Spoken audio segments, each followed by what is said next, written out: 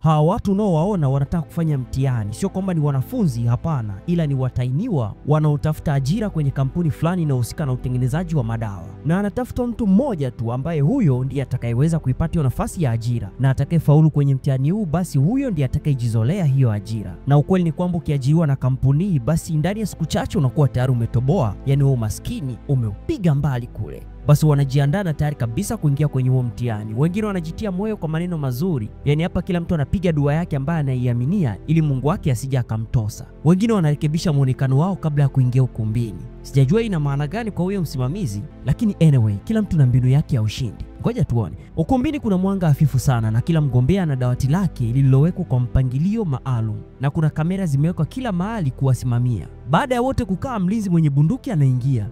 Mlinzi mwenye bunduki tena? Hiyo inawatia wasiwasi kidogo, lakini anafuata na mtu mwingine. Huyu hajitambulishi jina lake, anajiita tu kuwa yeye ni msimamizi wa mtihani. Anaomba msamaha kwa changamoto walizopitia kufika hapo, na anawafahamisha kwamba wote wamefanikiwa kupita hatua zote za awali za ajira, na huo ndio utakuwa mtihani wao wa mwisho, na wakiufanya vizuri basi watapata ajira za ndoto zao na hatimaye kubadilisha maisha yao.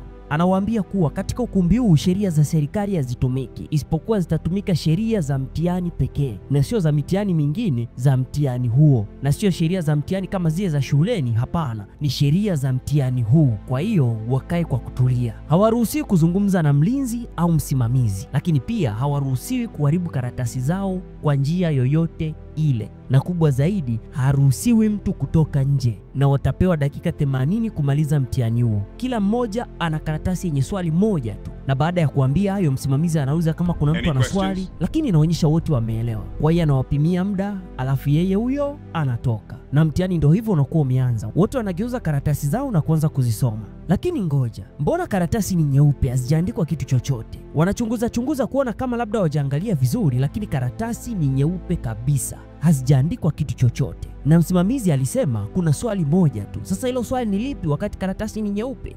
Wanabaki njia panda kwa sababu ni kama fumbo. Hawaelewi wanafanya vipi, hawaelewi wanaanzia wapi. Wote wanapigwa na butwaa. Mlinzi ana bunduki, dakika ni 80, maswali hayaonekani. Huu mtihani utakuwa na usalama kweli? Hey!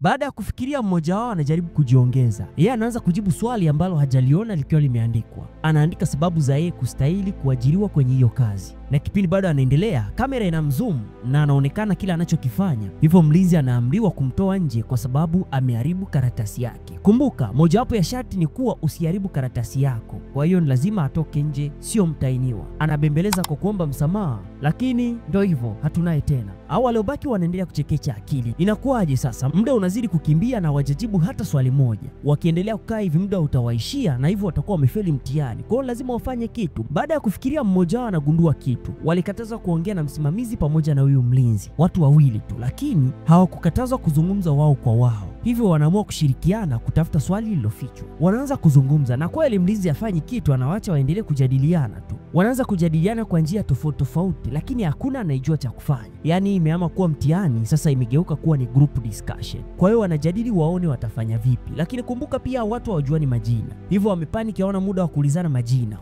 No names in here. Well, not real ones anyway. I mean, it's not written on this, so there's got to be a reason for that, hasn't it? We'll use nicknames then. Wao wanapeana majina ya utani badala ya majina yao halisi. Huyu anaitwa White, Black, huyu anapewa jina la Brown, Blonde, Brunette pamoja na Dark. Yaani hayo majina yametokana na rangi ya nywele zao. Lakini huyu mwingine haongei kabisa, hivyo amepewa jina la kiziwi, yani Deaf. Na yeye wanampuuza sana kwa sababu muda wote yuko kimya. Kwa hiyo haoni kuwa na mchango wowote kwenye hilo sakata. Baadaye wanaanza kubashiri, yani hapa kila mtu ana wazo lake. Yani inaonekana kuwa hili swali litakuwa limeonekana wino usioonekana kwa macho ya kawaida, yani watermark. Kwa hiyo wanaamua kuzima taa ili kuwasha mwanga wa dharura, yani UV. Labda huo mwanga unaweza kuwasaidia pengine kuonyesha hayo maandishi yaliyofichwa. Hivyo wanalazimika kuvunja balbu zote wabaki na huo mwanga wa UV. Kwa hiyo wanafanikiwa na huo mwanga unawaka. Ni mwanga ambao mara nyingi unakuwa wa blue. Lakini licha ya kujaribu kuchunguza na huo mwanga, bado hakuna kitu chochote kinachoonekana. Kwa hiyo hili jambo linakuwa bado linaendelea kuwachanganya, hawajui cha kufanya, hawajui wapige hatua ipi, waache kipi wafanye kipi. Majadiliano yao na mbinu zao zinakuwa hazijawasaidia hata kidogo. Wanakuwa wamekwama, akili nazo zimechoka. hawajui wafanye nini, na wote wanachanganyikiwa, wanaanza kupaniki, wanapoteza subira, na kila mtu amekuwa mwekundu kama pilipili kwa sababu ya ukali. Hapo ndo utajua nini ni nini. Sasa kwa kuwa wamechanganyikiwa, kila mmoja anaanza kutoa nadharia yake anayoifikiria kuhusiana na huo mtihani. Mwingine anawaza kuwa huenda huu sio mtihani bali ni jaribio fulani la kisaikolojia. Kampuni huenda inataka kuona wao wanafikiria vipi na watachukua hatua gani. Lakini mwingine anasema hapana, inaonekana kampuni itakuwa imebeti, hivyo wamewategeshea kamera waone jinsi wanavyoumia. Yaani hapa kila mmoja anatoa wazo, mwingine akataa wazo la mwingine. Kila mmoja anajiona yuko sahihi. Yaani inakuwa ni mzozo na wote wanaanza kulaumiana. Lakini tayari ameshawahi kufanya kazi kwenye kampuni hiyo, tena kwenye ile idara nyeti kabisa ya HR. Anasema kampuni hiyo ni kubwa sana ya dawa, tena huwa inazalisha tiba kubwa kubwa wakati wa majanga yaliyowahi kutokea hapo nyuma, na kwa sasa inajitengenezea pesa nyingi na inaaminika sana. Kwa hiyo haiwezekani kuwa wamebeti. Wengine wanaanza kushuku kuwa labda kampuni hiyo imepata dawa mpya ambayo inaweza kuponya virusi vipya ambavyo vinaua watu wengi. Kwa hiyo inawezekana wao ni sehemu ya majaribio. Yaani kila mtu anatoa wazo, lakini wazo lake linakuwa la kipuuzi. Mambo yameshachanganyikana, hakuna anayemwamini mwenzake tena, hakuna kusikilizana. Yaani hapa ni full kurushana.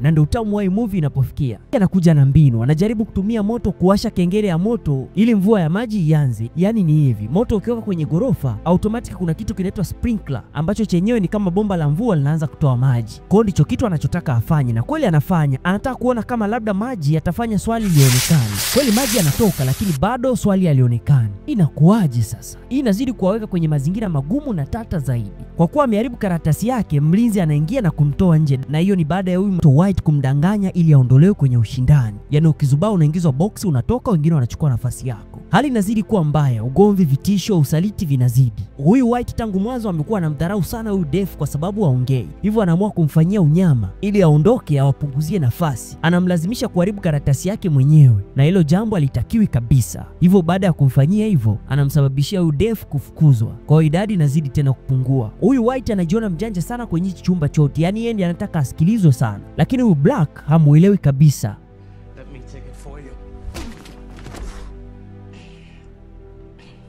Alafu anakata moto. Baada ya dakika chache fahamu zinamrudia White, lakini safari hii amefungwa na kamba. Sasa anawaomba kuwa yeye ana ugonjwa ambao inahitaji ameze dawa kila baada ya lisaa. Anaomba wamsaidie vidonge vyake, la sivyo atakufa. Hawamwamini kabisa mpaka anaanza kupata degedege, ndipo wanaanza kutafuta hicho kidonge alichokisema, lakini hakipo. Baada ya kuangalia kwa makini, ndipo anagundua kuwa Brown ndiye alikuwa amekificha na kinadondoshwa ndani ya bomba la hewa. Na yote ni kwa sababu tu hawampendi huyu jamaa. Huyu Brunette ni mama huruma sana, yeye anakimbilia kuomba msaada kwenye kamera kwa sababu huyu mtu huenda akafia humu ndani. Lakini kanuni inasema usimsemeshe mwangalizi wala usimsemeshe mlinzi. Hivyo yeye anakuwa amemsemesha mwangalizi. Hivyo naye anachukuliwa, anapelekwa nje, anakuwa disqualified. Hivyo wengine wanajaribu kumuokoa White, na huyu Blonde anachukua pini yake na kukichukua kile kidonge kutoka kwenye ile bomba la hewa na kumpatia jamaa ili apate unafuu. Kweli White baada ya kuitumia anapata nafuu, na anawaambia kuwa siri ni wao wenyewe. Hakuna swali isipokuwa swali ni wao wenyewe. Hilo ni jaribio la kuona nani atabaki hadi mwisho. Kuna wanaokubaliana naye, lakini wengine pia hawamwamini. Huu ni ujanja wake ili awamalize wenzake. Yeye anafikiria kuwa akibaki yeye mwenyewe basi yeye ndiye atakuwa mshindi. Anajaribu kuleta mambo ya Squid Games, sijui kama itamsaidia. Sasa anaenda kwa huyu mlinzi, anachukua bunduki yake, anajaribu kuibofya waue hawa,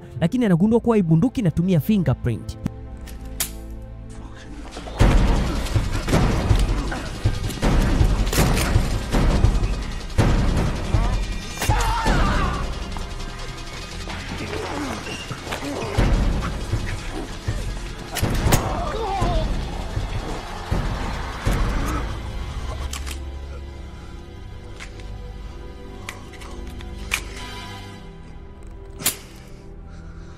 Hivyo anaiweka kwenye mkono wa mlinzi. Yaani anaruhusiwa kumshika lakini sio kumsemesha. Alafu anaichukua bastola, anaanza kuwashambulia. Anampiga Black na Black pale pale anakata moto. Alafu anawatisha hao wengine. Hivyo anaanza kuwaondoa mmoja mmoja ili abaki yeye peke yake. Hivyo anawatoa wote hadi anabaki Blonde peke yake. Na yeye pia anamtoa nje. Sasa baada ya kumtoa nje, anafurahi kuwa ameshinda huo mtihani. Hivyo anazungumza na msimamizi kuwa ameshinda, wengine wote wametoka. Lakini mlinzi anamshika, anamwambia kuwa bado sekunde chache zimebaki muda uishe. Kwa hiyo amezungumza huku muda wa mtihani ukiwa unaendelea. Hivyo na yeye pia amekuwa disqualified. Sasa huyu mwanadada Blonde kumbe alivyokuwa anatolewa nje, alibakisha mguu wake mmoja ndani. Kwa hiyo hakutoka kwa 100%. Ina maana alikuwa bado ndani ya mtihani. Na hapo mwanadada anakuwa ameshinda. Sasa huyu mwanadada Blonde anagundua kitu. Kwenye miwani ya Def iliyokuwa imedondoka, anaiona karatasi ikionyesha maneno question 1. Sasa wakati huo Def anarudi ndani ya chumba cha mtihani. Alafu anafichua siri kuwa yeye ndo mkurugenzi mkuu, yani CEO wa hiyo kampuni. Anampongeza mwanadada Blonde afu anamwambia kuwa amefanikiwa kuajiriwa kwenye hiyo kampuni. Lakini Blonde anamwambia hapana. Cha ajabu ni kuwa anafuzu mtihani kwa sababu hilo ndilo lilikuwa jibu sahihi. Lilikuwa ni ile ambalo msimamizi mkuu aliuliza, je, kuna mtu yoyote ana swali?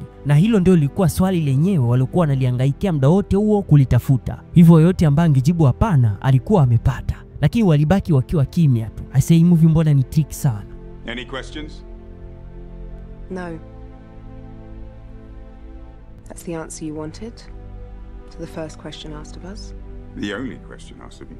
Sasa Blonde anasema hata hivyo hawezi kuajiriwa kwenye kampuni ambayo inaua watu. Msimamizi anamwambia kuwa Black hakuwa amekufa kweli kwa sababu ile risasi ilikuwa ni kapsuli yenye dawa ya ajabu ambayo walitengeneza inayoweza kuponya magonjwa yote mwilini mwa binadamu. Hivyo baada ya kupewa maelezo ya kutosha, Blonde anakubaliana nao, alafu anakubali nafasi ya kuajiriwa kwenye hiyo kampuni na anapewa mkono na CEO tayari kabisa kwa kuanza kazi na kukimbia umaskini. Bwana, kumbe hayo yote yalikuwa yanafanyika ilikuwa anatafutwa mtu ambaye yuko makini na anayefuata maelekezo kama anavyopewa. Subscribe.